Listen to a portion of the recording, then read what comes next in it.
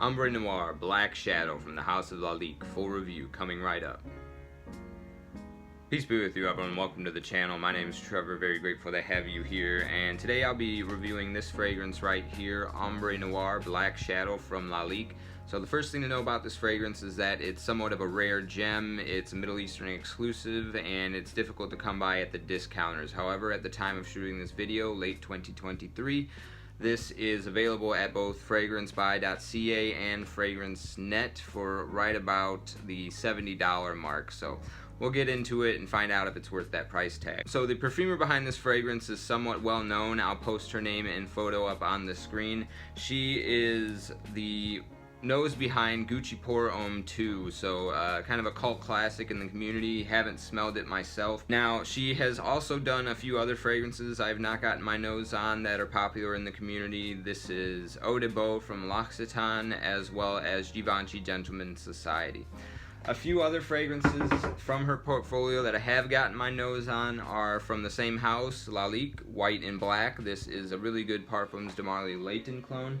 And then the other fragrance that I've tried from her portfolio that is in fact the closest in terms of scent profile to Ombre Noir, being from the same perfumer, is this one, Un Histoire d'Homme Irrésistible from Mauboussin. And these share in a unique, fleshy, almost creamy, lactonic fig note and greenness that is in both of these, as well as some woody facets. However, this one is a little bit more creamy with sandalwood, whereas this fragrance right here is going to be composed of a little bit more of some dry, warmer types of woods and spices. So that brings us to the note breakdown. So I'll post the full note breakdown right over here on the screen. However, the main notes that you're going to pick up in Ombre Noir from Lalique are going to be fig, mint, cedar, cognac, and incense.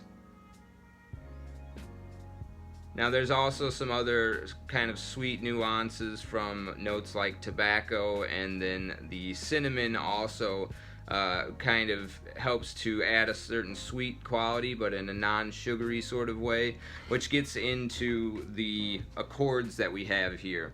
So really the four major accords that this fragrance brings to the table to my nose are going to be somewhat of a dry, green, woodsy accord, a warm, hot spice, a almost smoky type incense, and then a fruity almost type of cognac or malty booze. In terms of taste, the fragrance offers up something very spicy, a little bit bittersweet, and savory. So it's by no means a sugary fragrance or a sweet fragrance, and it despite having notes like cognac and myrrh and cinnamon and fig, this will let you down if you're coming to it expecting any type of youthful sweetness or syrupy sweetness. It's very much something dry and hot and masculine and woody. Now the overall tone of the fragrance is serious. It is a little bit dark, a little bit rich, a little bit of depth to it. And it also has a good balance of hot and cold elements. So the hot elements coming in from the cinnamon and the very dry cedar and the smoky resinous qualities. These are juxtaposed next to some very cool qualities from a mint, a very earthy green mint that mingles in with the fig in almost lactonic, creamy sort of fashion.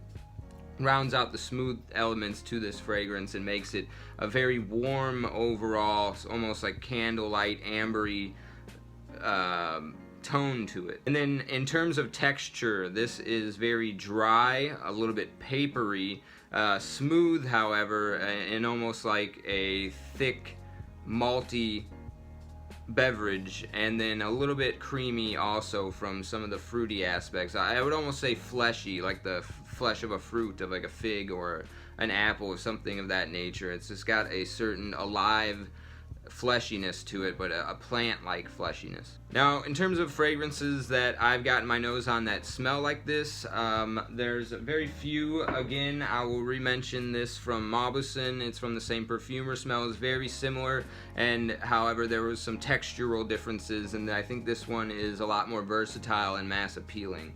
Overture Man from Amouage is another fragrance that I came to it expecting something a little bit more sweet, a little bit more festive, seeing notes like cognac and myrrh. However, this fragrance, much like Ombre Noir, met me with something very dry and very hot and very cooking spice-esque.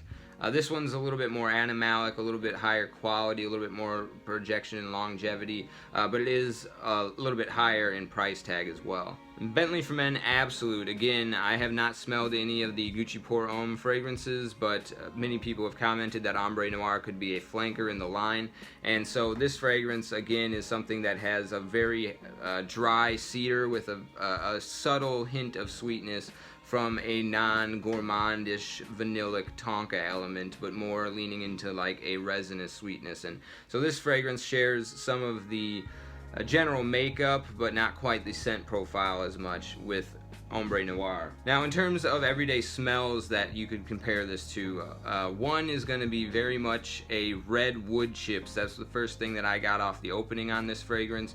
It smells like walking into that aisle in the Home Depot or a Lowe's where they've got bags of wood chips, and specifically the very bright red cedar wood chips are the scent profile that this gives me, especially in the opening. You know, in that same vein of like a hot orange scent profile or like a color scheme that comes to mind, Indian food, curry, and turmeric also kind of share in that almost medicinal, dry, hot, spicy quality that this fragrance has. Again, just to reiterate, the lack of sweetness despite the cognac and the fig and the cinnamon, and this is like a very much more like a hot, dry, spicy, masculine fragrance. It's also kind of like biting into raw cinnamon bark, like the woody, bitter quality of the cinnamon bark. Like, you know, the scent profile of cinnamon offers up a little bit of sweetness in terms of when you're smelling it, but then you bite into like just like the bark of a wood cinnamon stick, and it's a lot more like bitter to the taste. This has some elements of all of that going on, like a bitter, dry wood that has this semi-sweet quality to it from being imbued with cinnamon. And then just like a very smoky glass of cognac, you know, just something that's been aged in an oak barrel of some kind that gives it, or maybe even other type of wood that it's been aged in, and you're drinking that. It's got a very smooth, warm, hot kick down your throat, and then it's just like also full of a lot of smoky flavor, and this is going to be a lot similar to that kind of concept, like just a very smoky glass of cognac. Again, I will reiterate, this is an extremely masculine fragrance, so I see this being fit for people that are 30 plus, like not even in your 20s. This is definitively a grown man fragrance.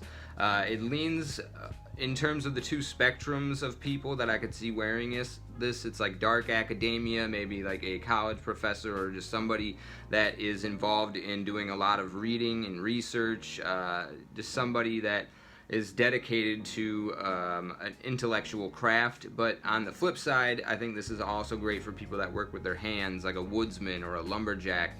It's got a very foresty quality to it, so it's got like this very artsy and dark, melancholic aspect to it, but also a very dry, outdoorsy, and rugged quality to it. So it's spans those stretches of the imagination quite well. Very well done fragrance in that regard.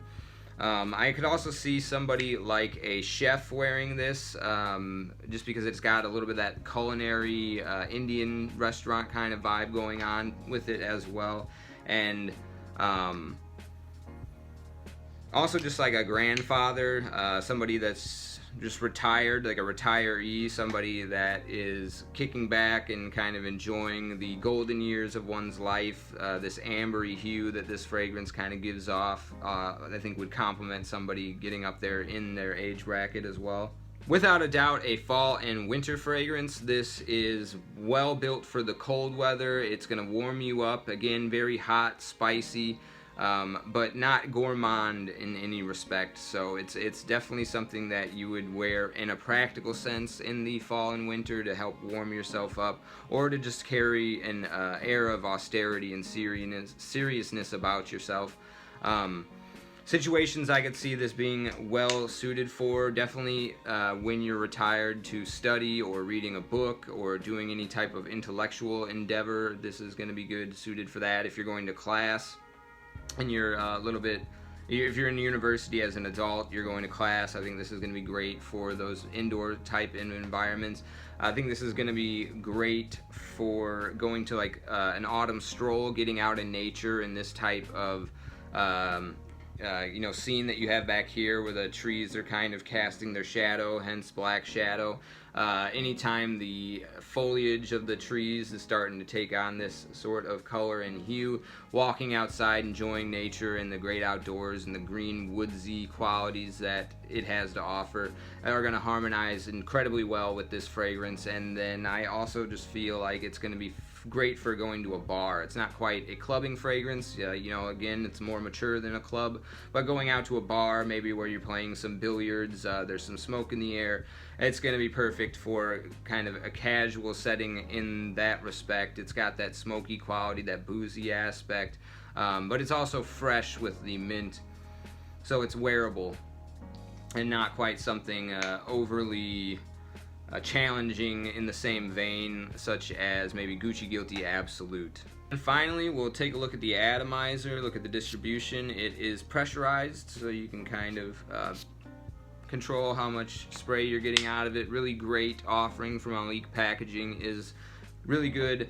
In terms of the performance, this is something that is rather intimate, I would say. You get about an hour of good projection off of it, and then after that it really dies down into a skin scent and evaporates completely at about the 6-hour mark. So it's really the only point of critique about this fragrance in any real sense. It's got a pretty good transition. The opening is very hot, dry, spicy, and then it starts to get more into that creamy, malty combination of the lactonic fig aspects, the fleshy, fresh aspects of the fig and the sweet aspects of that with the cognac and the myrrh and the smoke, and it just starts to get more into a sweeter, more like sweet wood, cinnamon towards the dry down.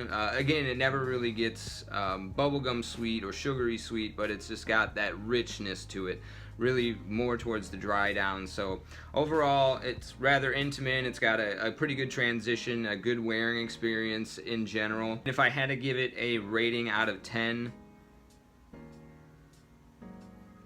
I would say 7 out of 10, but for personal preference and for my own taste, I'm going to give this one an 8 out of 10. I definitely recommend picking this one up before it is no longer available at the discounters.